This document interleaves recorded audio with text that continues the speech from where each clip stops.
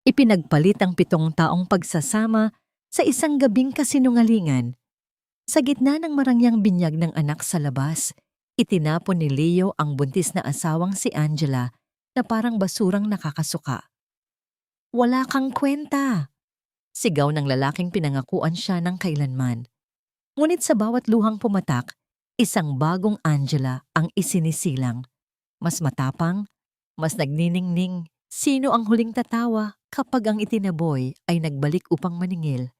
Abangan ang simula ng kanyang pagbangon. Sa lahat ng narito, nais kong ipakilala ang babaeng nagbigay ng tunay na kahulugan sa aking buhay, ang aking Samantha, at ang aming anak na si Gian, ang aking panganay at aking karangalan. Ang boses ni Leo ay umalingaw-ngaw sa buong ballroom ng Marangyang Hotel, puno ng pagmamalaki at kagalakan na tila ba bawat salitang binitawan niya ay isang punyal na unti-unting ibinabaon sa dibdib ng isang taong nakatayo sa dilim. Sa likod ng malalaking haligi, nakatayo si Angela. Ang kanyang 7 buwang tiyan ay tila naging isang mabigat na pasanin na nagpapahirap sa bawat paghinga niya. Ang kamay niyang nanginginig ay mahigpit na nakakapit sa isang maliit na paper bag na naglalaman ng kanyang sorpresa para sa kanilang ika-7 anibersaryo. Isang mamahaling relo na binili niya mula sa kanyang ipon sa loob ng 3 taon at isang sulat na nagsasabing hindi na siya makapaghintay na makita ang kanilang anak na isisilang. Ngunit ang bawat palakpakan ng mga panauhin ay tila naging ingay ng libu-libong bubog na bumabasag sa kanyang pagkatao. Ang bawat ngiti ni Leo habang nakayakap sa baywang ng babaeng nakasuot ng kumikinang na pulang bestido ay isang sampal na mas masakit pa sa anumang pisikal na hagupit. Ang bawat hibla ng kanyang kalamnan ay tila nanigas at ang kanyang lalamunan ay nakaramdam ng isang matinding bara na tila ba may namuong bakal sa loob nito. Ang kanyang mga mata na dati ay puno ng pag-asa ay ngayon ay nanunuyo. Ang mga luha ay tumangging pumatak sa harap ng ganoon katinding pagpahiya. Nararamdaman niya ang maliliit na sipa ng sanggol sa kanyang sinapupunan. Isang paalala ng buhay na kanilang binuo sa loob ng 7 taon. Ngunit sa sandaling iyon, ang buhay na iyon ay tila isang malupit na biro. Ang hangin sa paligid niya ay biglang naging malamig at ang amoy ng mamahaling pabango sa loob ng silid ay naging nakakasuka. Tila ba ang buong mundo ay bumagal at ang tanging narinig na lamang niya ay ang malakas na pintig ng sarili niyang puso na tila isang tambol na nagbabadya ng sakuna. Hindi na niya nagawang magtago pa nang ang isang waiter ay aksidenteng mabangga ang paper bag na hawak niya na naging sanhi ng pagkalagaslas ng mga gamit sa loob nito at paglikha ng ingay na kumuha sa atensyon ng lahat. Ang mga mata ni Leo ay dahan-dahang lumingon sa kanya. Mula sa kagalakan ay biglang napalitan ng isang malamig at nakakangilong galit. Walang bakas ng pagsisisi, walang bakas ng pagkagulat, kundi isang purong pagkasuklam na tila ba ang babaeng asawa niya ay isang dumi na biglang sumulpot sa gitna ng kanyang selebrasyon. Lumapit si Leo sa kanya. Ang bawat hakbang nito ay tila isang pagtapos sa lahat ng kanilang pinagsamahan. Ano ang ginagawa mo rito, Angela? You are making a scene. And look at you. You look like a mess. Huwag mong sabihing susumbatan mo ako rito sa harap ng mga kaibigan ko. Ang boses ni Leo ay mahina, ngunit puno ng lason, sapat na upang marinig ng mga nasa malapit. Si Samantha naman ay lumapit din. Ang kanyang mukha ay nagpanggap na nag-aalala, ngunit ang kanyang mga mata ay nagniningning sa tagumpay habang hinahaplos ang kanyang buhok. Angela, please, huwag naman nating sirain ang christening ng anak namin. Nakakahiya sa mga bisita. Ang dagdag pa nito sa isang mapait na tono ng pagkukunwari. Ang paper bag na hawak ni Angela ay dahan-dahang nadulas mula sa kanyang mga daliri at ang maliit na relo ay gumulong sa sahig. Isang saksi sa 7 taon ng katapatan na ngayon ay itinuring na walang halaga. Tumingala si Angela. Ang kanyang mga labi ay nangangatog habang pilit na binibigkas ang mga salitang tila ayaw lumabas. Leo, bakit? Bakit? Akala ko ba? Akala ko ba ako ang pamilya mo? Ngunit ang tanging sagot na natanggap niya ay ang isang marahas na pagtulak mula kay Leo, sapat upang mawalan siya ng balanse at mapaupo sa malamig na sahig habang ang kanyang mga kamay ay pilit na pinoprotektahan ang kanyang tiyan. Ang sakit na naramdaman niya ay hindi lamang nagmula sa pagbagsak, kundi mula sa katotohanang ang lalaking pinagkatiwalaan niya ng kanyang buhay ay ang siya ring tatapos nito sa harap ng maraming tao. Sa gitna ng nakakabinging bulungan ng mga bisita at ang mapang-uyam na tawa ng mga nasa paligid, ang paningin ni Angela ay dahan-dahang lumabo. Ang kanyang puso ay tila isang tuyong dahon na itinapon sa gitna ng naglalagablab na apoy. Dahan-dahang nagiging abo habang ang kanyang asawa ay muling tinalikuran siya upang balikan ang kanyang bagong pamilya. Isang katanungan ang pilit na umuukit sa kanyang isipan. Isang tanong na tila walang sagot sa gitna ng ganitong kalupitan. Ito na ba ang kabayaran sa lahat ng sakripisyo ko bilang isang asawa? Ang itapon na parang basurang nakakasagabal sa kaligayahan ng iba. Wala kang ititira sa bahay na ito, Angela. Dahil kahit ang bawat hibla ng damit na suot mo ay galing sa pawis ng anak ko. Ang boses ni Lola Belen ay tila isang matalim na kuko na kumakalmot sa katahimikan ng malawak na sala ng mansyon habang ang matanda ay nakatayo sa harap ng nakabukas na maleta ni Angela. Walang bakas ng awa sa kanyang mga mata. Tanging isang purong puot na tila matagal nang nakaimbak sa ilalim ng kanyang mga kunot na balat. Tumingin si Angela sa kanyang biyenan. Ang kanyang mga kamay ay pilit na itinatago ang panginginig habang hawak ang isang maliit na bag ng mga personal na gamit. Ang mansyon na itinuring niyang tahanan sa loob ng 7 taon ay tila naging isang malaking kabaong na nagigipit sa kanya. Hindi niya inakalang ang babaeng itinuring niyang sariling ina ay magagawa siyang tingnan na parang isang magnanakaw sa gitna ng sarili niyang pighati. Bakit, ma? 7 taon akong nagsilbi sa inyo. 7 taon kong tiniis ang lahat dahil mahal ko si Leo. Ang bulong ni Angela na halos hindi na marinig dahil sa bigat ng kanyang dibdib. Isang mapang-uyam na tawa ang sumagot sa kanya. Isang tunog na mas masakit pa sa anumang mura. Mahal, huwag mo akong patawanin, Angela. Pumasok ka rito na walang dala, kaya lalabas ka rin ng walang kahit ano. At ang alahas na yan sa iyong daliri, ibigay mo sa akin. Hindi iyan para sa isang babaeng hindi man lang magawang bigyan ng anak ko ng isang malusog na tagapagmana nang walang aberya. Lumapit si Lola Belen at marahas na hinablot ang kamay ni Angela. Pilit na hinuhugot ang singsing na simbolo ng kanilang sumpaan ni Leo. Ang sakit ng pagkakaipit ng kanyang balat ay hindi maihahambing sa pagkawasak ng kanyang kaluluwa nang makita ang singsing na yon na nalaglag sa sahig at gumulong patungo sa paanan ng matanda. Dahan-dahang isinara ni Angela ang kanyang maleta. Ang kanyang bawat galaw ay tila isang pagkilala sa katotohanang siya ay talagang nag-iisa na. Habang naglalakad siya palabas, ang bawat hakbang niya sa makinis na tiles ng mansyon ay tila isang huling paalam sa mga pangarap na binuo niya sa loob ng bawat silid. Nang marating niya ang pintuan, ang ulan sa labas ay nagsimulang pumatak sa tuyong lupa na lumilikha ng isang mabigat na amoy ng alikabok na humahalo sa lamig ng gabi. Walang taxi, walang sasakyang naghihintay, tanging ang malawak na kalsada na tila walang katapusan. Nang dahan-dahang sumara ang dambuhalang pintuan ng mansyon sa kanyang likuran, ang tunog ng pagkakalapat ng kahoy at bakal ay tila isang pinal na hatol. Ang kanyang 7 buwang tiyan ay naging isang masakit na paalala ng kanyang kahinaan. Bawat sipa ng sanggol sa loob ay tila isang tanong kung saan sila pupunta. Sa ilalim ng lumalakas na ulan, ang kanyang suot na manipis na cardigan ay mabilis na nabasa, dumidikit sa kanyang balat na tila isang malamig na yakap ng kamatayan. Kinuha niya ang kanyang pitaka mula sa bulsa, tanging upang matuklasan na ang lahat ng kanyang credit cards ay pinutol na at ang natitirang papel na pera ay nabasa na rin ng ulan. Tila ba ang tadhana ay sadyang nakikipagsabwatan upang siya ay tuluyang malugmok. Ang kanyang mga paa ay nagsimulang manghina habang tinatahak ang madilim na kalsada patungo sa terminal ng bus.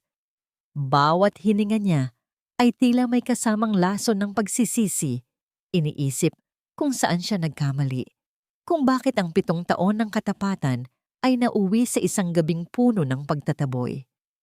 Ang imahe ng kanyang tiya at ang lumang bahay sa Tondo ang tanging nagbibigay sa kanya ng katiting na lakas.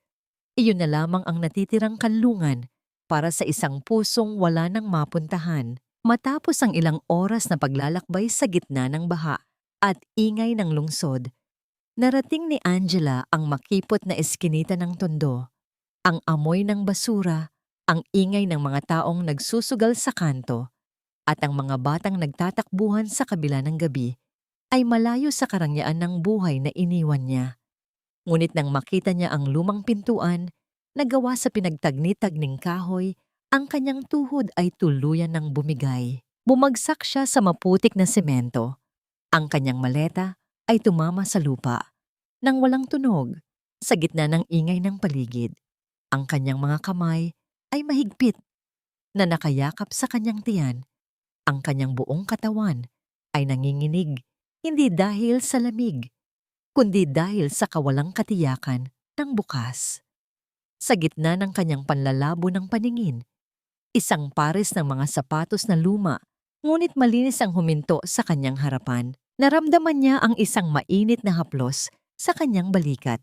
Isang haplos na tila may dala ng isang pangakong matagal na niyang kinalimutan. Angela? Ang tinig na yon ay mahinahon, tila isang lunas sa sugat ng kanyang kaluluwa. Ngunit bago pa man niya maitingala ang kanyang ulo upang makita ang mukha ng estranghero, ang dilim ay tuluyan ng bumalot sa kanyang kamalayan. Huwag kang matakot. Narito ka sa ligtas na lugar. Ang malumanay na tinig na yon ang unang bagay na gumising sa kamalayan ni Angela, kasabay ng amoy ng malinis na alkohol at sariwang sabon na humahalo sa amoy ng basang lupa mula sa labas.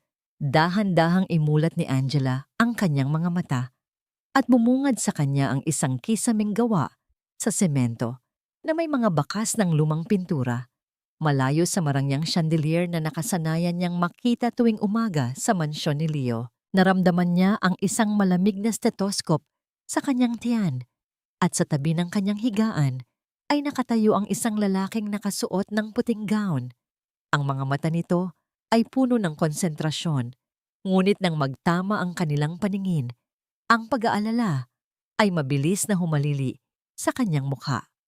Si Dr. Marco iyon, ang lalaking hindi niya inakalang muling makikita pagkatapos ng maraming taon. Noong kolehiyo, si Marco ang tahimik na binata na laging nakasunod sa kanya. Ang matapat na kaibigan na hindi nagkaroon ng pagkakataong aminin ang kanyang nararamdaman bago siya nabulag sa pag-ibig kay Leo. Marco? Ang mahinang sambit ni Angela. Ang kanyang boses ay tila isang tuyong dahon na hinihipan ng hangin. Ligtas ba? Ang baby ko? Isang banayad na ngiti ang sumilay sa mga labi ni Marco, habang dahan-dahang itinatabi ang kanyang mga gamit. Ligtas ang baby mo, Angela, pero kailangan mong mag-ingat. Masyado kang pagod at kulang sa sustansya. Kung hindi ka nakita ng mga kapitbahay sa tapat ng lumang bahay niyo, hindi ko alam kung ano ang mangyayari sa inyo. Hindi binanggit ni Marco na sa sandaling makita niya ang pangalan ni Angela sa listahan ng mga pasyente sa maliit na charity clinic na yon. Tila tumigil ang pag-ikot ng kanyang mundo. Hindi niya rin sinabi na bawat oras na tulog si Angela, binabantayan niya ang bawat paghinga nito. Tinitiyak na walang masamang mangyayari. Habang nagpapalakas, hindi hinayaan ni Angela na maging pabigat siya.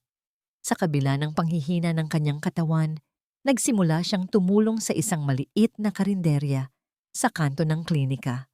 Doon, sa gitna ng usok ng nilagang baka at amoy ng bagong saing na kanin, ang dating Mrs. Angela Tan ng Alta Sociedad ay naging Angela na lamang na tagahugas ng pinggan at tagasilbi.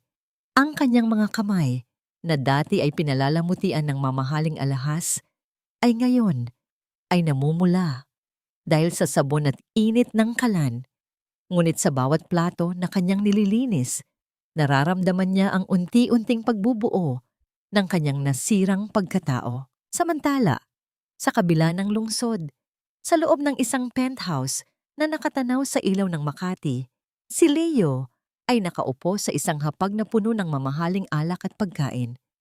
Sa kanyang tabi, si Samantha ay tila isang linta na nakakapit sa kanyang braso, nagrereklamo tungkol sa kulay ng kurtinang gusto niyang palitan. Leo, darling, bakit parang wala ka sa sarili? Isipin mo na lang, sa wakas, wala na ang boring mong asawa na palaging amoy pambahay. Ang panunukso ni Samantha, kasunod ng isang malanding tawa. Ngunit sa likod ng mga ngiti ni Leo, may isang kakaibang kirot na hindi niya maipaliwanag. Inaasahan niyang magiging masaya siya sa pagkawala ni Angela.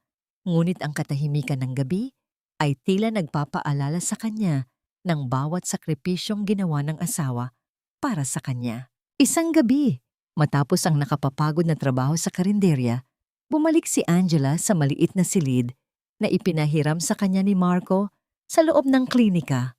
Sa ibabaw ng kanyang mesa, nakakita siya ng isang karton ng gatas na pambuntis at isang piraso ng papel. Walang pangalan, ngunit alam niya kung kanino galing ang sulat na yon. Kailangan mo ito para sa iyong lakas. Huwag mong kakalimutang kumain sa tamang oras. Ang simpleng malasakit na yon ay nagdulot ng isang mainit na pakiramdam sa kanyang dibdib. Isang bagay na hindi niya naramdaman mula kay Leo sa loob ng maraming taon.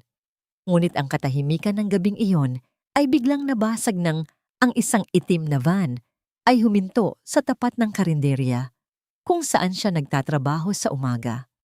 Dalawang lalaking may malalaking pangatawan at madidilim na mukha ang bumaba. Hawak ang isang litrato ni Leo. Nasaan ang asawa ng lalaking ito? May utang siyang hindi pa nababayaran at hindi kami aalis hanggat hindi namin siya nakukuha. Ang sigaw ng isa sa mga lalaki na naging sanhi ng pagtakbo ng mga tao sa paligid. Napahawak si Angela sa kanyang tiyan. Ang kanyang puso ay tila isang ibong nagpupumiglas sa loob ng kanyang dibdib. Kahit iniwan na siya ni Leo, ang mga anino ng kasalanan nito ay tila ayaw siyang tantanan. Habang dahan-dahang lumalapit ang isa sa mga lalaki patungo sa klinika, isang katanungan ang bumalot sa isipan ni Angela. Magagawa ba niyang protektahan ang kanyang anak kung ang mundong kanyang tinatakasan ay pilit siyang hinahabol sa dilim? So, dito ka na pala namamalagi ngayon, Angela. Sa gitna ng mga langaw, putik at amoy ng napanis na pagkain, ang matinis at mapang-uyam na boses na yon ni Samantha ay tila isang matalas na kuko na kumalmot sa katahimikan ng maliit na karinderya. Nakatayo siya sa bungad ng kainan. Suot ang isang mamahaling bestido na gawa sa seda na tila kumikinang sa ilalim ng bumbilyang aandap-andap. Isang malaking kaibahan sa suot ni Angela na kupas na t-shirt at apron na may mga mantsa ng sarsa. Si Angela, na noon ay abala sa pag-aayos ng mga plato, ay napatigil. Ang kanyang mga kamay na babad sa tubig at sabon ay dahan-dahang nanginig, at ang kanyang 7 buwang tiyan ay tila naging mas mabigat sa sandaling iyon. Nararamdaman niya ang mga mata ng mga parokyano na nakatingin sa kanila. Ang bawat bulungan ay tila nagiging tinik sa kanyang pandinig. Ngunit sa halip na yumuko, dahan-dahang itiningala ni Angela ang kanyang ulo. Ang kanyang mukha, bagamat pagod at walang bakas ng kolorete, ay nagtataglay ng isang uri ng tatag na hindi kayang bilhin ng salapi.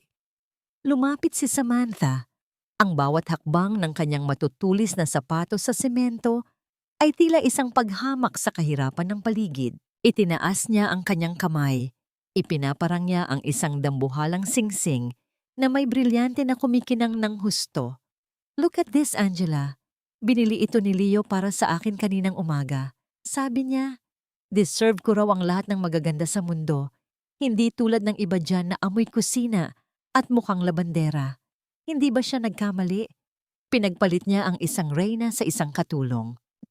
Ang tawa ni Samantha ay umalingaw-ngaw, puno ng lason at panlalait, na tila ba ang bawat hininga niya ay sadyang idinisenyo upang manira ng dangal. Ang bawat salita ay tila isang punyal na pilit na ibinabaon sa puso ni Angela. Ngunit sa pagkakataong ito, ang hapdi ay napalitan ng isang naglalagablab na puot. Hindi na ang luhang nagnanais pumatak ang nararamdaman niya, kundi ang pagnanais na protektahan ang huling natitirang piraso ng kanyang dignidad. Dahan-dahang dinampot ni Angela ang isang planggana na puno ng pinaghugasan. Ang tubig sa loob nito ay malabo at may mga lumulutang na tira-tirang pagkain.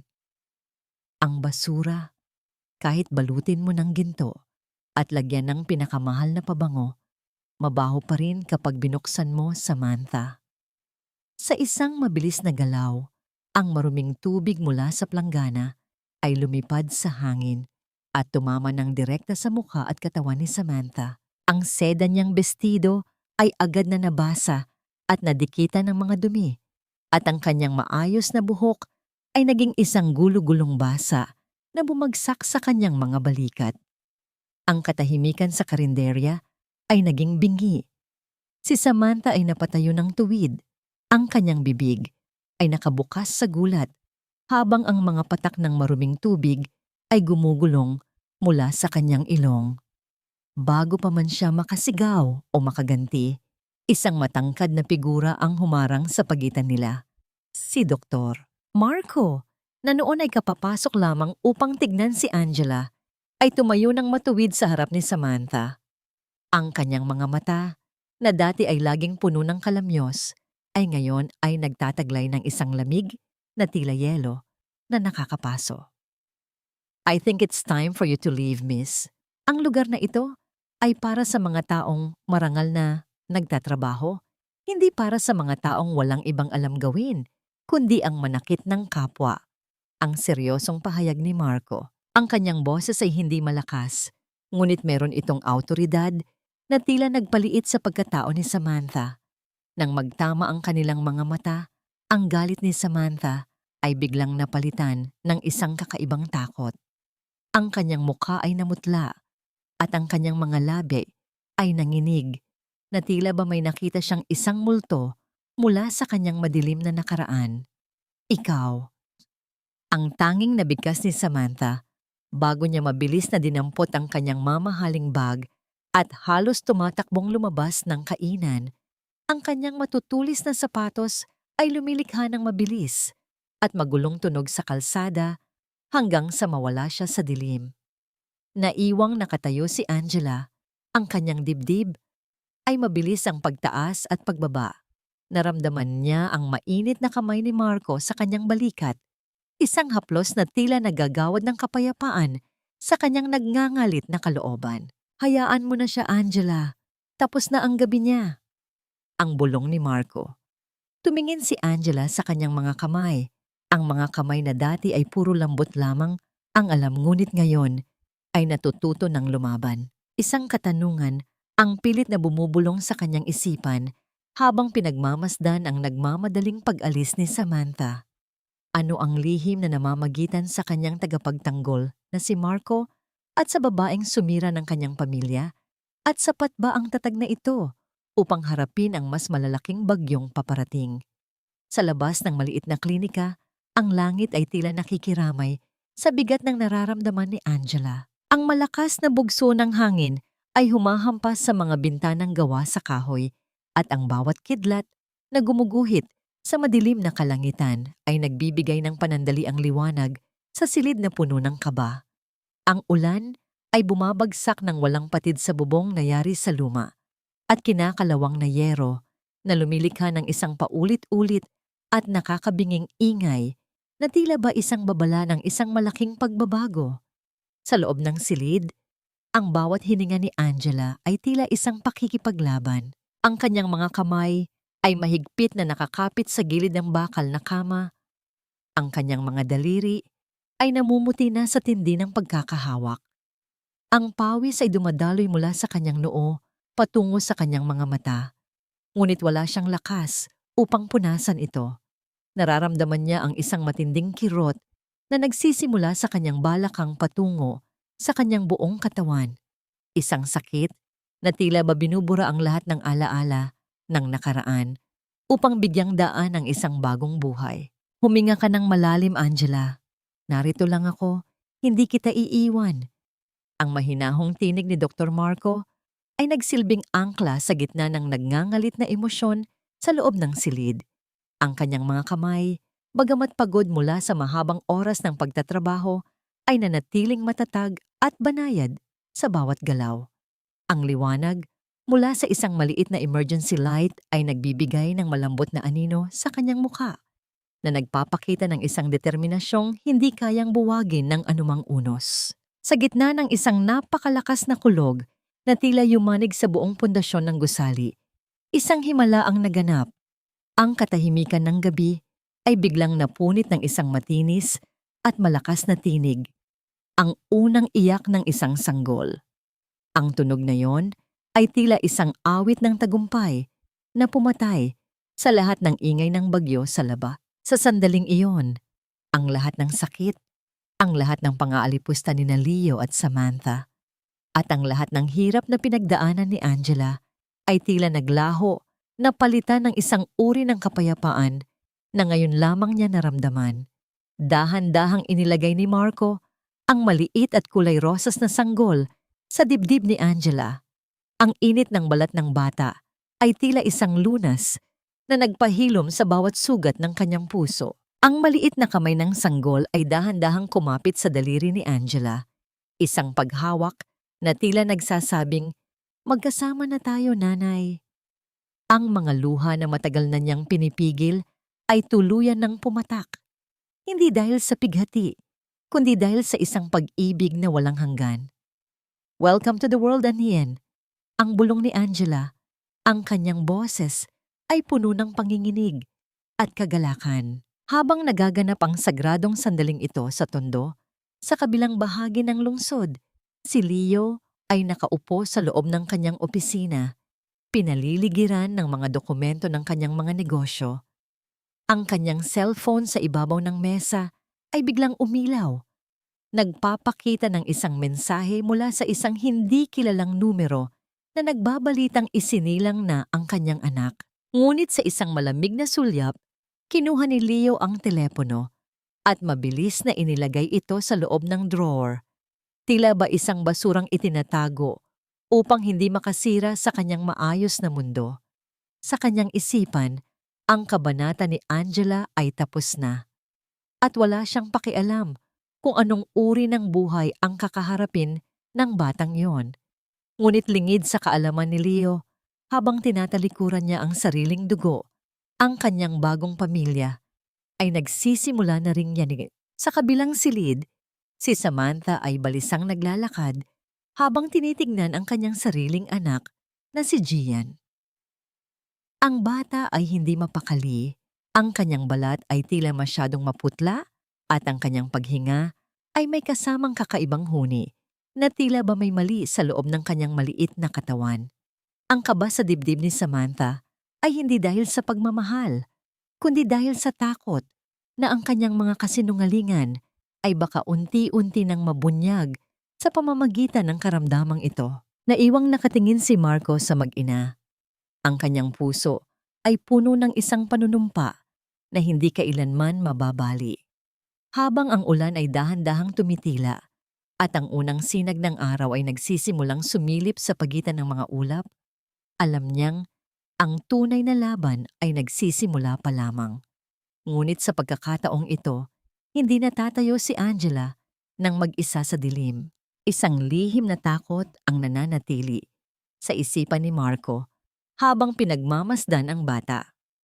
Paano kung ang sakit na nagsisimulang lumitaw sa pamilya ni Leo ay ang siyang magiging tanging dahilan upang muli nilang guluhin ang katahimikan ng buhay ni Angela? Ang bawat pagputok ng liwanag sa silangan ay tila isang paalala kay Angela na ang buhay ay hindi tumitigil sa kabila ng pagkawasak ng kanyang puso. Sa loob ng maliit at masikip na kusina ng kanyang tinutuluyan sa Tondo, ang amoy ng sariwang tanglad, luya, at iba't ibang halamang gamot ay pumapailan lang sa hangin, humahalo sa init na nagmumula sa nagbabagang uling. Ang bawat patak ng pawis sa kanyang noo ay simbolo ng kanyang determinasyong hindi na muling umasa sa kahit na kanino. Gamit ang isang lumang sandok, dahan-dahan niyang hinahalo ang malapot na likido sa loob ng isang malaking palayok. Tinitiyak na ang bawat sangkap ay naghahalo ng perpekto ayon sa lihim na reseta ng kanyang ina. Ito ang lunas ni Angela. Isang simpleng tsa na ang tanging layunin noong una ay pawiin ang pagod ng mga manggagawa sa paligid. Ngunit dahil sa kakaibang tamis at ginhawang dulot nito, mabilis itong naging usap-usapan sa buong kanto. Hindi naging madali ang simula. Maraming gabi na ang kanyang mga binti ay tila sasabog sa pagod mula sa paglalakad sa ilalim ng matirik na araw habang karga ang kanyang anak na si Anien. Ngunit sa tuwing titingnan niya ang payapang mukha ng sanggol, ang lahat ng hapo ay tila naglalaho. Si Dr. Marco ay nanatiling anino ng suporta sa kanyang likuran. Isang hapon, habang abala si Angela sa paglilinis ng mga bote, lumapit si Marco dala ang ilang mga babasahin tungkol sa tamang sanitasyon at mga natural na preservative. Angela, ang tsaa mo ay may potensyal na higit pa sa pagiging inumin sa kalsada. Kung lalagyan natin ito ng tamang packaging at sertipikasyon, mas marami tayong matutulungan. Ang mungkahi ni Marco, hindi lamang gamot ang ibinibigay ng doktor, kundi ang tiwala na muling nawala kay Angela. Dahil sa tulong ni Marco, ang lunas ni Angela ay unti-unting nakilala bilang isang dekalidad na inumin sa mga lokal na tindahan at ang dating maliit na puhunan ay nagsimulang mamunga. Isang araw, isang lalaking nakasuot ng mamahaling barong ang bumaba mula sa isang makintab na sasakyan sa tapat ng kanyang maliit na stall. Mrs. Angela Tan, o mas kilala ngayon bilang Angela lang, ako ang dating manager mo sa accounting firm. Ang pagpapakilala nito. Inalok niya si Angela ng isang mataas na posisyon at malaking sweldo, na may kasamang kondisyon na kailangang iwanan niya ang kanyang maliit na negosyo dahil hindi ito nababagay sa imahe ng kumpanya. Ngunit sa halip na matukso, isang matamis at mapagkompetensyang ngiti ang sumilay sa mga labi ni Angela. Salamat sa alok, sir, pero mas gusto kong maging reyna ng sarili kong maliit na kaharian kaysa maging alipin sa isang palasyong hindi naman akin. Ang matapang niyang sagot. Nang sumapit ang gabi, naupo si Angela sa gilid ng kanyang kama habang mahimbing na natutulog si Anien. Inilabas niya ang isang lumang lata ng biskwit kung saan niya itinatago ang kanyang mga kinita. Dahan-dahan niyang binilang ang mga barya at lukot na papel na pera. Mga perang galing sa sarili niyang dugo at pawis. Hindi ito milyon. Ngunit para sa kanya, ito ang pinakamahalagang kayamanan sa mundo. Ang bawat tunog ng barya na tumatama sa isa't isa ay tila isang melodiya ng kalayaan.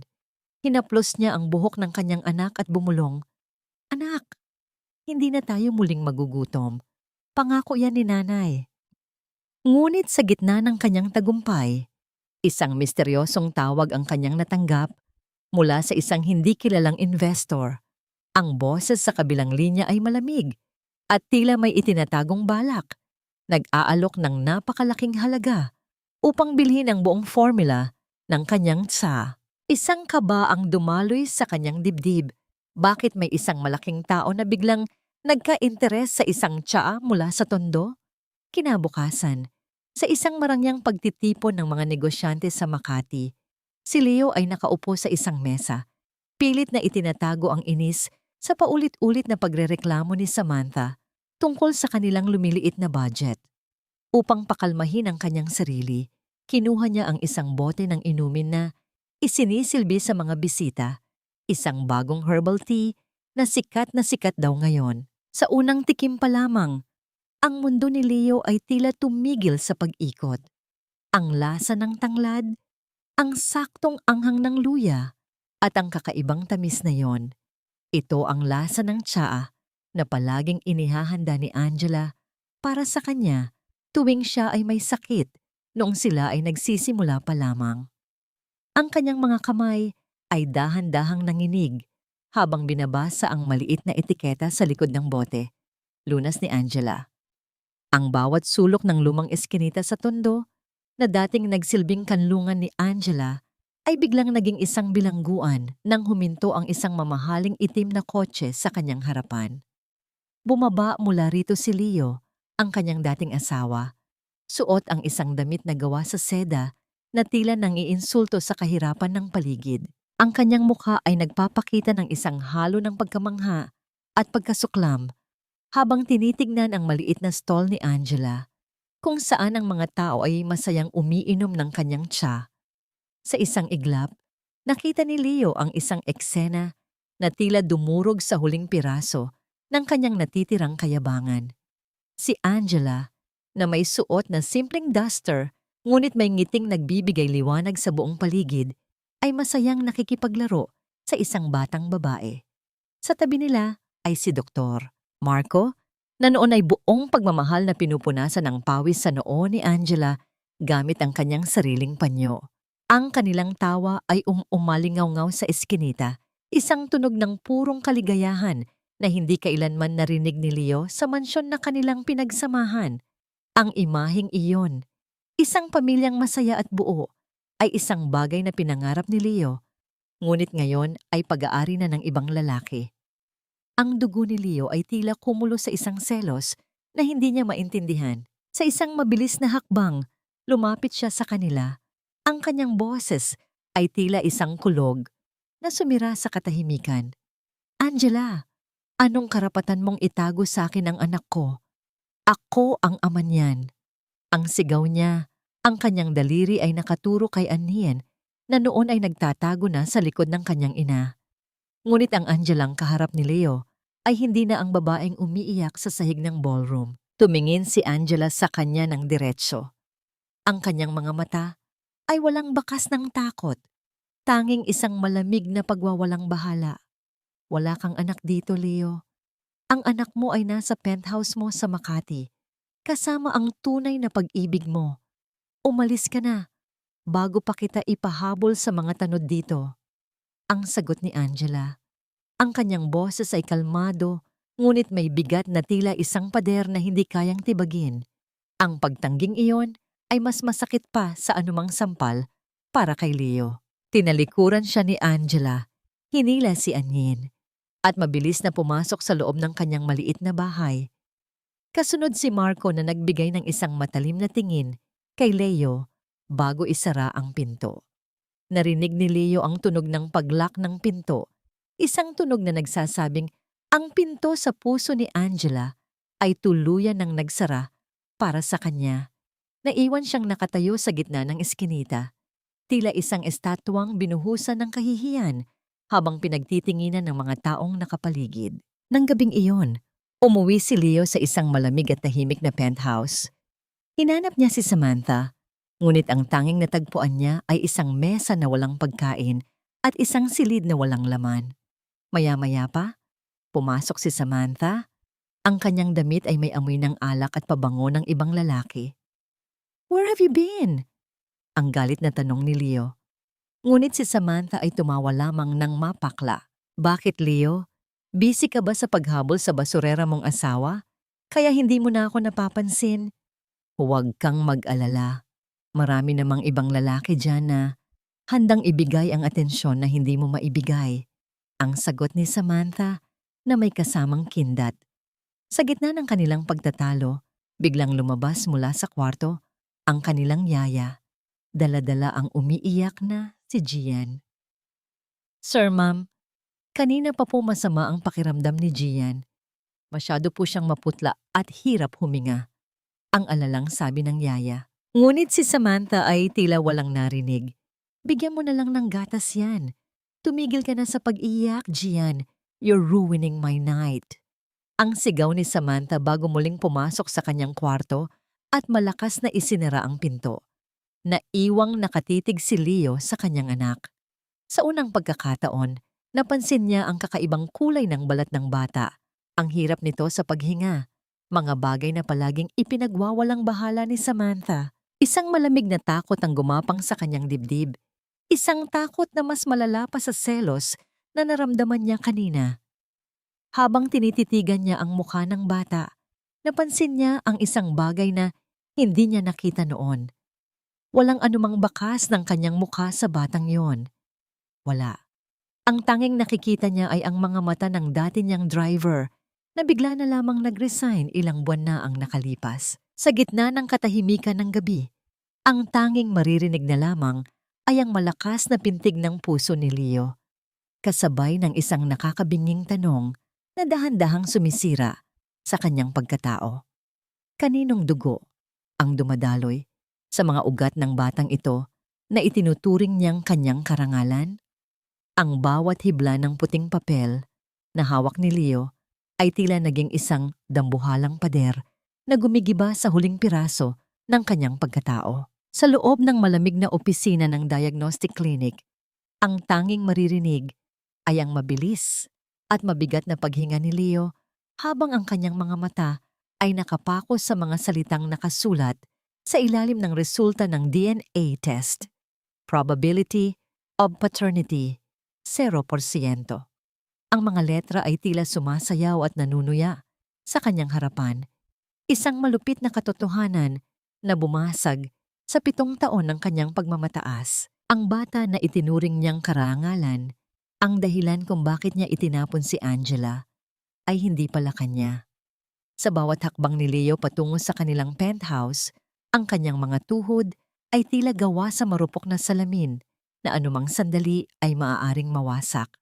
Nang buksan niya ang pintuan, hindi ang bango ng mamahaling kandila ang sumalubong sa kanya, kundi ang isang nakakangilong katahimikan na hinaluan ng amoy ng mga karton at balat ng maleta. Ang malawak na sala na dati ay puno ng mamahaling kagamitan ay ngayon ay tila isang kuwebang hinubaran ng ganda.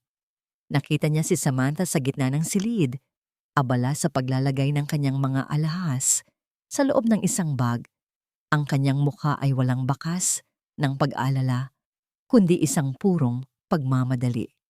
Anong ibig sabihin nito, Samantha? Ang tanong ni Leo. Ang kanyang boses ay tila isang kalawang na bakal na pilit na hinihila. Inihagis niya ang resulta ng DNA test sa ibabaw ng mesa. Ang papel ay dahan-dahang lumipad sa hangin bago lumapag sa harap ng babae. Tiningnan lamang ni Samantha ang papel at pagkatapos ay tumingin kay Leo na may isang mapang uyam ng ngiti. Isang nangiti na tila nagsasabing ang laro ay tapos na. Well, I guess the secret is out. You're not that stupid after all, Leo. Ang sagot ni Samantha habang patuloy na nag-iimpake. Hindi naman kita minahal, Leo. Minahal ko lang ang pera mo, ang pangalan mo, at ang buhay na maibibigay mo sa akin. At ngayong bankrupt ka na, anong silbi mo sa akin? Gagamitin ko ba ang kagandahan ko para lang samahan kang maghirap? No way. Ang bawat salita ni Samantha ay tila isang malakas na sampal na yumanig sa buong mundo ni Leo.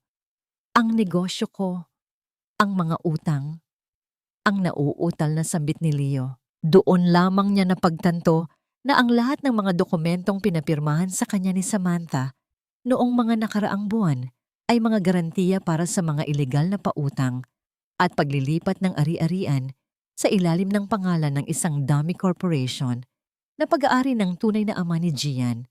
Hindi lamang siya niloko sa bata, kundi ninakawan pa siya ng buong buhay niya. Don't worry, Leo.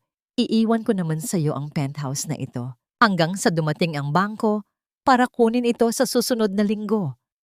Ang dagdag ni Samantha habang isinasara ang kanyang huling maleta. Ang tunog ng zipper na nagsasara ay tila isang pinal na hatol sa kanilang pagsasama. Sa isang mabilis na pag-alis, tinalikuran siya ni Samantha. Dala ang lahat ng kayamanang pinaghirapan ni Leo habang ang bata na si Gian ay karga-karga ng kanyang tunay na ama na naghihintay sa labas ng pintuan. Naiwang nakatayo si Leo sa gitna ng kanyang bakanteng tahanan. Ang bawat sulok ng silid ay tila bumubulong ng pangalan ni Angela. Naalala niya kung paano siya alagaan ni Angela noong wala pa siyang kahit na ano. Kung paano nito tiniis ang hirap at pagod para lamang suportahan ang kanyang mga pangarap. Ngunit ang lahat ng iyon ay itinapon niya para sa isang babaeng tila isang linta na sumipsip sa kanyang buong pagkatao. Isang matinding pagsisisi ang gumapang sa kanyang dibdib, isang sakit na mas matindi pa sa anumang pisikal na sugat. Dahan-dahang napaupo si Leo sa malamig na sahig. Ang kanyang mga kamay ay mahigpit na nakahawak sa kanyang ulo. Ang kadiliman ng gabi ay dahan-dahang bumabalot sa silid. Tila ba sumasabay sa paglubog ng kanyang kapalaran.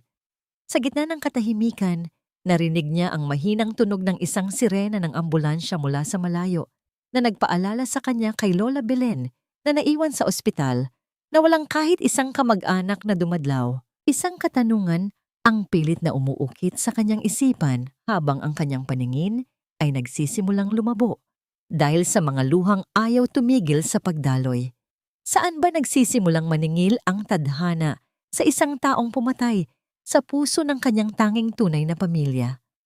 Ang bawat hakbang sa mahabang pasilyo ng ospital ay tila isang paglalakbay pabalik sa mga alaala ng pait at pasakit. Ang amoy ng gamot at ang malamig na bugso ng aircon ay hindi sapat upang palamigin ang nag-aalab na damdamin sa dibdib ni Angela habang nakatayo siya sa harap ng silid kung saan nakahiga ang kanyang dating biyenan. Si Lola Belen, ang babaeng minsang nagtaboy sa kanya sa gitna ng ulan, ay ngayon ay tila isang tuyong dahon na nakakabit sa mga tubo at makina. Walang lakas at walang boses na naggagawad ng panlalait. Sa labas ng silid, sa gitna ng nagdidilim na pasilyo, nakita ni Angela si Leo. Ang lalaking dati ay tila isang higante sa kanyang paningin, ay ngayon ay nakaupo sa isang bangko, nakayuko at tila pasa ng buong mundo. Ang kanyang mamahaling barong ay lukot-lukot na, ang kanyang buhok ay gulo-gulo, at ang kanyang mga mata ay nanlalalim dahil sa puyat at iyak. Nang marinig ni Leo ang mahinang paglapit ng mga hakbang, dahan-dahan niyang itiningala ang kanyang ulo. Ang kanyang mukha ay nabahira ng gulat nang makita ang babaeng kanyang sinaktan. Angela, ang boses ni Leo ay tila isang naghihingalong bulong. Patawarin mo ako. Wala na akong malapitan. Nilimas ni Samantha ang lahat. Pati ang pambayad sa ospital ni nanay. Wala ako. Isusuko na nila ang silid. Kukunin na nila ang mga makina. Lumuhod si Leo sa harap ni Angela. Ang kanyang mga kamay ay mahigpit na nakakapit sa laylayan ng duster ni Angela. Tila isang batang naliligaw na naghahanap ng kanlungan. Tiningnan siya ni Angela nang may halong pighati at pagtataka. Wala siyang naramdamang galak sa pagbagsak ng lalaking ito. Ang tanging naroon ay isang malalim na pagod. Hindi siya nagsalita. Sa halip, dahan-dahan niyang kinuha ang kanyang pitaka, naglakad patungo sa cashier at binayaran ang buong balanse ng bill ni Lola Belen. Nang matapos, bumalik siya kay Leo at inilapag ang piraso ng resibo sa palad nito. Ang kanyang mga daliri ay hindi man lamang sumagi sa balat ni Leo. Tila ba may isang invisible na pader na naghihiwalay sa kanila. Hindi ko ito ginagawa para sa iyo, Leo. Ginagawa ko ito para sa huling pagkakataon na tinawag kitang asawa at para sa utang na loob ko sa pagiging ama mo kay Anhien. Kahit sa papel lang, ngayong bayad na ang lahat, malaya na ako. Huwag mo na kaming gambalain ulit. Ang mahinahon, ngunit matibay na pahayag ni Angela. Ang bawat salita ay tila isang gunting na pumuputol sa huling hibla ng kanilang nakaraan. Habang naglalakad si Angela palabas ng ospital, patungo sa hardin kung saan naghihintay ang sasakyan ni Marco, naramdaman niya ang isang kamay na humawak sa kanyang siko. Si Dr. Marco, na noon ay tapos na sa kanyang shift, ay nakatayo sa ilalim ng isang malaking puno ng nara. Ang liwanag ng buwan ay tumatama sa kanyang mukha na nagbibigay ng isang mapayapang aura. Angela, alam kong mahirap ang pinagdaanan mo ngayong gabi, pero gusto kong malaman mo na hindi mo kailangang dalhin ang lahat ng bigat na yan ng mag-isa. Ang simula ni Marco. Dahan-dahan niyang kinuha ang mga kamay ni Angela at tinitigan ito ng may katapatan. Matagal na kitang gustong protektahan, hindi lang bilang doktor, kundi bilang lalaking handang maging sandigan mo at ni Ann Hien. Handa akong maghintay hanggang sa muling mabuo ang puso mo. Ang init ng mga kamay ni Marco ay tila isang lunas na nagpapahilom sa huling sugat ni Angela. Ngunit sa gitna ng sagradong sandaling iyon, ang katahimikan ay nabasag ng lumapit ang isang nurse na may dalang isang lumang bag na pag-aari ni Lola Belen. Ma'am Angela, nakita po namin ito sa ilalim ng unan ni Lola Belen bago siya nawalan ng malay. May nakasulat pong pangalan niyo sa sobre. Kinuha ni Angela ang sobre at binuksan ito. Isang lumang sulat ang bumungad sa kanya. Isinulat ng ina ni Leo. Bago ito tuluyang maging malupit, ang nilalaman ng sulat ay nagbunyag ng isang lihim na dahilan kung bakit ito naging malupit kay Angela. Isang lihim na nag-uugnay sa pamilya ni Angela at sa nakaraan ni Lola Belen na hindi kailanman nabanggit. Bago pa man matapos basahin ni Angela ang sulat, ang ingay ng mga sirena ng pulis ay muling umalingaw-ngaw sa labas ng ospital. 2 opisyal ang pumasok at dumiretso kay Leo na noon ay nakatulala pa rin sa resibo.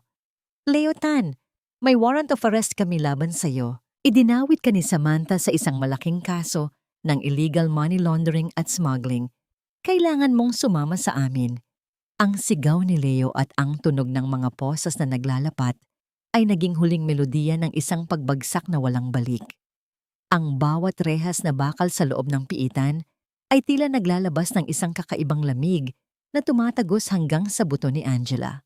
Habang naglalakad siya sa loob ng madilim at masikip na pasilyo ng City Jail, ang bawat tunog ng kanyang mga hakbang sa semento ay tila isang mabigat na paalala ng isang nakaraang pilit na siyang hinihila pababa. Sa dulo ng pasilyo, nakita niya si Leo, ang lalaking dating nagmamay-ari ng kanyang puso. Ngayon ay nakasuot ng kulay kahel na uniforme. Ang kanyang mukha ay puno ng balbas at ang kanyang mga mata ay nag-aapoy sa isang uri ng galit na tila hayop na nasugatan. Nang makita ni Leo si Angela sa kabila ng makapal na salamin, mabilis niyang dinampot ang telepono at nagsisigaw. Ang kanyang boses ay tila isang laso na dumadaloy sa wire. Akala mo ba matatakasan mo ako, Angela? Akala mo ba magiging masaya ka habang nandito ako sa loob? Sasabihin ko sa lahat na kasabwat ka. Sasabihin ko na alam mo ang lahat tungkol sa money laundering ni Samantha. Kung babagsak ako, isasama kita. Ang kanyang mga kamay ay marahas na humahampas sa salamin na lumilikha ng isang mabigat na tunog ng laman na tumatama sa matigas na materyales. Tumingin si Angela sa kanya nang may isang uri ng kalmado na nanggagaling sa isang taong wala ng takot na mawala. Leo, tapos na ang pananakot mo. Hindi na ako ang babaeng maaari mong diktahan. Ang mahinahon niyang sagot. Ngunit sa likod ng kanyang tatag, naramdaman ni Angela ang isang matinding kaba para sa kanyang anak at sa kanyang lumalagong negosyo. Ang mga paratang ni Leo, bagamat kasinungalingan, ay maaaring sumira sa lahat ng kanyang pinaghirapan. Ngunit hindi hinayaan ni Dr. Marco na mangyari ito. Sa labas ng piitan, si Marco ay hindi tumitigil sa pag-aayos ng lahat. Ginamit niya ang impluwensya ng kanyang pamilya at ang kanyang sariling reputasyon bilang isang iginagalang na doktor upang kumuha ng pinakamahuhusay na abogado para kay Angela. Hindi lamang iyon, buong sipag niyang hinalungkat ang mga lumang medical records ni Angela sa kanyang klinika na nagpapatunay na noong mga panahong nagaganap ang mga illegal na transaksyon ni Leo at Samantha, si Angela ay nasa ilalim ng matinding stress at bed rest dahil sa kanyang maselang pagbubuntis. Isang katotohanang nagpapatunay na wala siyang kinalaman sa anumang krimen. Angela, I will not let him pull you down again. Hinding-hindi ko hahayaang masira ang bagong buhay na binuo mo. Ang pangako ni Marco isang gabi, habang sila ay nasa ilalim ng mga bituin sa garden ng kanyang bahay. Ang init ng kanyang palad, habang hawak ang kamay ni Angela, ay tila isang pader na nagpoprotekta sa kanya mula sa lahat ng bagyo. Dahil sa sakripisyo at dedikasyon ni Marco, ang mga kaso laban kay Angela ay tuluyang na-dismiss bago pa man ito makarating sa korte, habang ang mga ebidensya laban kay Leo at Samantha ay lalong naging matibay. Lumipas ang mga buwan at ang lunas ni Angela ay hindi na lamang isang maliit na negosyo sa Tondo. Ang kanyang tsa ay naging isang pambansang brand na sumisimbolo sa kalusugan at katatagan. Ang kanyang mukha ay makikita na sa mga malalaking billboard sa kahabaan ng EDSA, isang imahe ng isang matagumpay na babaeng muling bumangon mula sa abo. Ang kanyang anak na si Anhin ay lumalaking malusog at masaya, palaging karga-karga ni Marco na tila ba tunay niyang ama. Ang bawat sulyap ni Marco kay Anhin ay puno ng isang uri ng pagmamahal na tanging isang tunay na magulang lamang ang makapagbibigay. Isang hapon, habang abala si Angela sa kanyang opisina, isang liham na may gintong tatak ang dumating sa kanyang mesa. Ito ay isang paanyaya mula sa isang International Women's Forum sa Singapore upang maging isa sa mga pangunahing tagapagsalita tungkol sa pagbangon ng mga kababaihan sa Asia. Ito na ang rurok ng lahat ng kanyang pangarap, ang huling hakbang upang ipakita sa mundo na ang isang sugatang puso ay kayang lumikha ng isang imperyo. Ngunit sa gitna ng kanyang kagalakan, may tawag siyang natanggap mula sa kabilang linya. Ang boses ay parang aninong bumalik mula sa nakaraan, mahina at nanginginig. Angela, si Leo, nasa selda siya at nasa delikadong kalagayan. Hinahanap ka niya. May huli siyang nais sabihin bago mahuli ang lahat. Napahawak si Angela sa kanyang dibdib at biglang bumigat ang kanyang paghinga, parang may onset na takot na dumagan sa kanya. Sa pagitan ng rurok ng kanyang tagumpay at ng madilim na nakaraang pilit siyang hinihila, kailangan niyang gawin ang huling pagpipilian. Ang nakasisilaw na liwanag ng mga spotlight sa loob ng dambuhalang convention hall sa Singapore ay tila isang banal na apoy na nagbibigay diin sa bawat butil ng pawis at tagumpay sa mukha ni Angela. Nakatayo siya sa gitna ng entablado, suot ang isang modernong Filipiniana na gawa sa pinong tela ng pinya, isang disenyo na nagpapakita ng kanyang pagiging sophisticada at pagmamalaki sa kanyang pinagmulan. Ang malakas na tunog ng pagpalakpak ng daan-daang tao mula sa iba't ibang panig ng mundo ay umalingaw-ngaw sa buong hall, isang musika ng pagkilala na matagal na niyang hindi naririnig mula noong gabing itinapon siya sa gitna ng ulan. Ang bawat luhang pumatak sa aking mga mata noong ako ay lugmok ay hindi naging simbolo ng aking kahinaan. Ang simula ni Angela, ang kanyang boses ay kalmado, ngunit may kapangyarihang yumanig sa puso ng mga nakikinig. Sa halip, ito ang naging tubig na nagpalago sa mga binhi ng aking katatagan.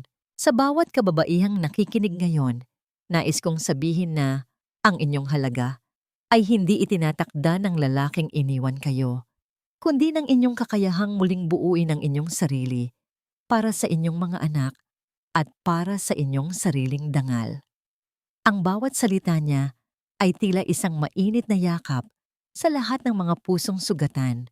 Sa likod ng entablado, nakatayo si Dr. Marco habang karga-karga ang mahimbing na natutulog na si Anhien. Ang kanyang mga mata ay nagniningning sa pagmamalaki habang pinagmamasdan ang babaeng kanyang minamahal. Hindi na niya nakikita ang basang-basang Angela na bumagsak sa kanyang klinika. Ang nakikita niya ay isang reyna na handa ng sakupin ang mundo. Ang bawat tibok ng kanyang puso ay tila isang panunumpa na mananatili siya sa tabi nito, hindi bilang isang tagapagsalba, kundi bilang isang katuwang sa buhay. Habang nagaganap ang rurok ng tagumpay ni Angela, Sa isang madilim at mabahong selda sa Manila, si Samantha ay nakaupo sa sulok, yakap ang kanyang sariling mga binti. Ang kanyang balat na dati ay makinis ay ngayon ay puno ng mga pantal at dumi. At ang kanyang mga mata ay wala ng ningning, tanging isang malalim na kawalan. Ang bawat tunog ng pagkalansing ng bakal sa tuwing dumaraan ang gwardiya ay tila isang paalala ng kanyang mga kasalanan. Wala na ang kanyang mga alahas, wala na ang kanyang mga mamahaling damit, at higit sa lahat, wala na ang mga lalaking akala niya ay tunay na nagmamahal sa kanya. Ang karma ay dumating sa anyo ng isang malamig at malungkot na bilangguan. Bago bumalik sa Pilipinas, dinalaw ni Angela si Leo sa ospital ng bilangguan.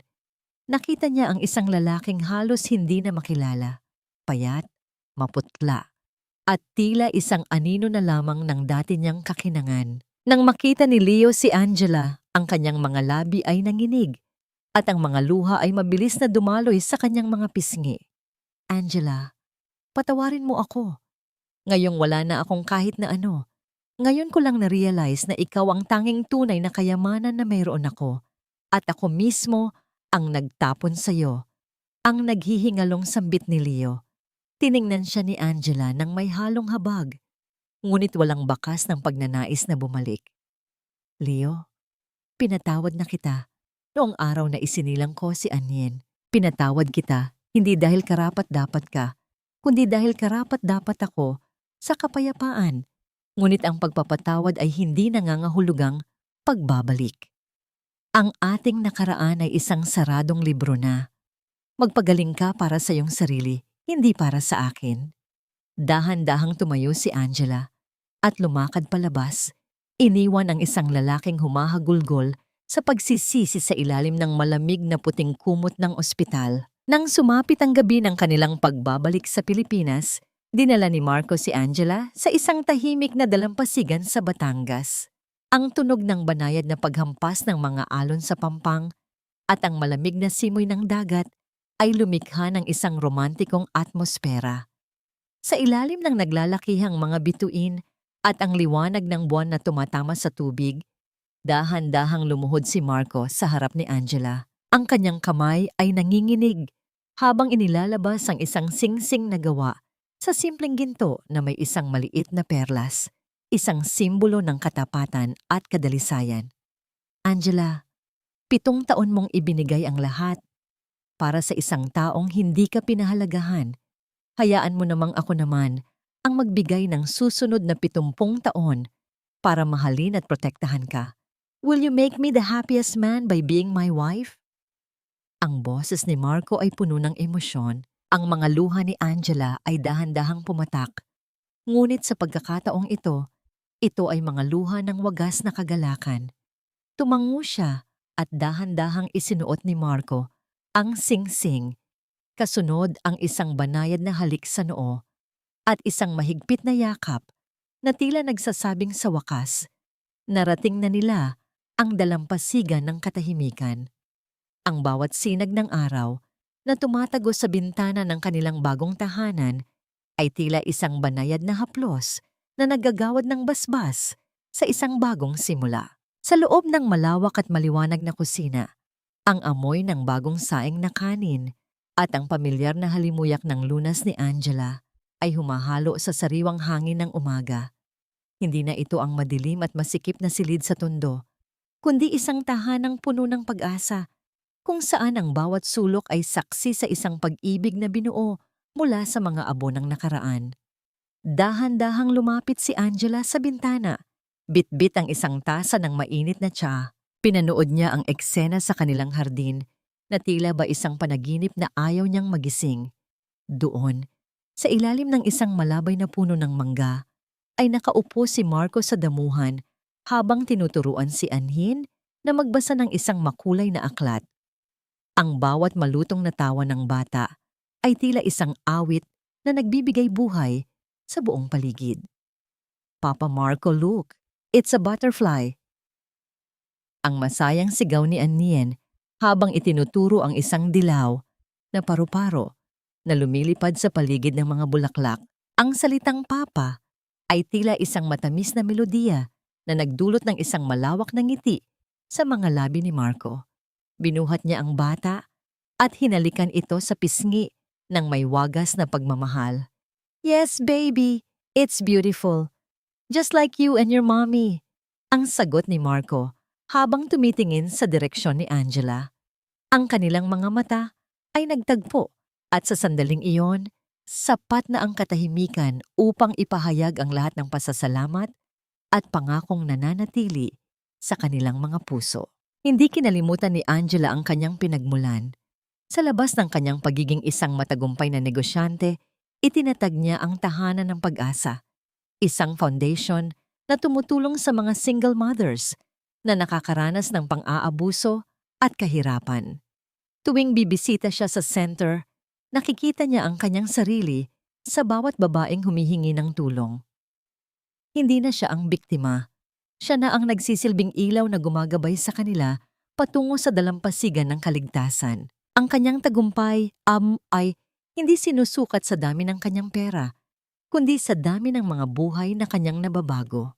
Sa kabilang banda, sa loob ng isang tahimik na silid sa ospital ng bilangguan, si Leo ay nakaupo sa kanyang wheelchair habang nakatingin sa maliit na tinitingnan sa tila telebisyon na nakakabit sa pader. Nakita niya ang isang report tungkol sa charity work ni Angela at ang masayang pamilya nito sa Singapore. Ang kanyang mga mata ay nananatiling nanunuyo. Wala nang luha na mailabas dahil sa tindi ng pagsisisi. Ang bawat imahe ng kaligayahan ni Angela ay tila isang dambuhalang salamin na nagpapakita ng lahat ng kanyang pagkakamali. Namumuhay siya sa isang walang katapusang gabi, pinaliligiran ng mga anino ng kanyang sariling kasalanan, habang ang babaeng itinaboy niya ay naging isang bituin na nagniningning para sa iba. Isang hapon, habang ang araw ay dahan-dahang lumulubog sa Manila Bay, naglalakad ang pamilya ni Angela sa Pampang. Ang kalangitan ay nabahiran ng kulay kahel, lila at ginto. Isang tanawin na tila isang obra maestra ng tadhana. Hinawakan ni Marco ang kamay ni Angela. Ang kanilang mga daliri ay magkakakabit ng mahigpit, tila isang pangakong hindi kailanman mababali. "Are you happy, Angela?"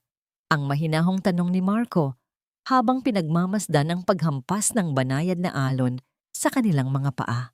Tumingin si Angela sa malawak na dagat, pagkatapos ay sa kanyang anak na masayang naglalaro sa buhangin, at huli ay kay Marco, ang lalaking naging lunas sa kanyang sugatang kaluluwa. "Higit pa sa inaasahan ko, Marco. Ngayon ko lang na-realize na ang tunay na kaligayahan ay hindi pala matatagpuan sa isang taong nangangako ng langit, kundi sa isang taong handang samahan ka sa impyerno hanggang sa mahanap niyo ang daan palabas." Dahan-dahang isinandal ni Angela ang kanyang ulo sa balikat ni Marco habang ang huling sinag ng araw ay nagbibigay ng isang gintong balangkas sa kanilang mga figura.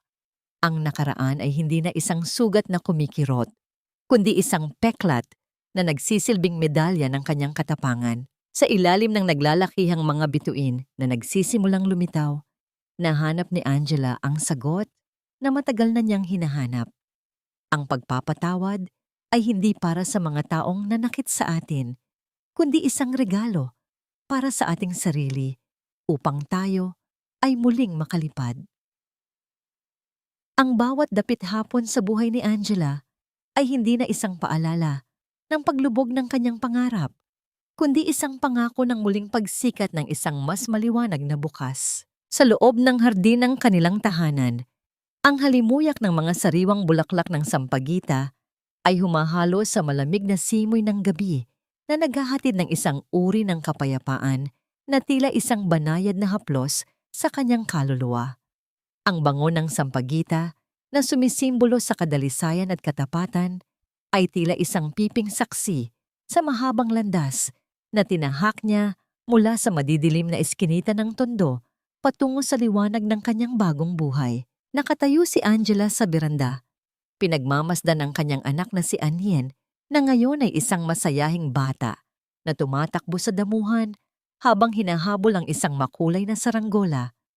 Sa tabi ng bata ay si Marco, Ang lalaking hindi sumuko sa kanya nang ang buong mundo ay tumalikod sa kanya. Ang bawat tawa ni Ania na tumatama sa katahimikan ng gabi ay tila isang lunas na tuluyang nagpahilom sa huling sugat sa puso ni Angela. Wala na ang takot, wala na ang pait, tanging ang wagas na pasasalamat sa bawat pagsubok na nagpatatag sa kanya. Nakahanda na ang tsaa sa loob, mahal. Ang malambing na boses ni Marco ay pumutol sa malalim na pag-iisip ni Angela. Lumapit si Marco at dahan-dahang ipinatong ang kanyang braso sa balikat ni Angela, isang yakap na tila nagsasabing hindi na siya muling mag-iisa sa gitna ng unos. Ang bawat haplos ni Marco ay nagbibigay ng init na tila naggagawad ng basbas sa bawat bukas na kanilang pagsasaluhan. Sa huling sandali ng katahimikan, sumagi sa isipan ni Angela ang tanong ng nakaraan. Pinatawad na ba niya ang mga taong sumira sa kanyang buhay? Isang matamis at mapayapang ngiti ang sumilay sa kanyang mga labi. Ang pagpapatawad ay hindi nangangahulugang kinalimutan niya ang pasakit, kundi ang pagpili na huwag nang hayaang diktahan ng galit ang kanyang hinaharap. Pinatawad niya si Leo, hindi dahil karapat-dapat ito, kundi dahil ang kanyang puso ay masyadong mahalaga upang punuin ng puot. Ang tunay na kapayapaan ay nahanap niya hindi sa paghihiganti, kundi sa pagyakap sa kanyang sariling halaga at sa pagbuo ng isang mundong puno ng pag-ibig para sa kanyang anak. Ang aral na natutunan ni Angela ay isang ilaw na nais niyang ibahagi sa lahat. Ang pag-ibig ay hindi dapat maging isang tanikala ng sakripisyo, kundi isang pakpak na nagpapalipad sa atin patungo sa ating tunay na pagkatao. Ang bawat babaeng dumaranas ng hirap ay may kakayahang muling isilang, basta't mayroon silang lakas na talikuran ang dilim at maglakad patungo sa sinag ng araw. Habang ang mga bituin ay nagsisimulang kumislap sa kalangitan, pumasok ang mag-anak sa loob ng kanilang tahanan, iniwan ang malamig na gabi sa labas. Ang pintuan ay dahan-dahang sumara ng may kasamang malambot na tunog, isang huling tanda na ang kabanata ng pighati ay tuluyan ng natapos. Sa loob, ang bawat sulok ay nagniningning sa pag-ibig, at ang halimuyak ng sampagita ay nananatili sa hangin, isang paalala na sa bawat pusong marunong magmahal at magpatawad, ang tagumpay ay laging nananatili.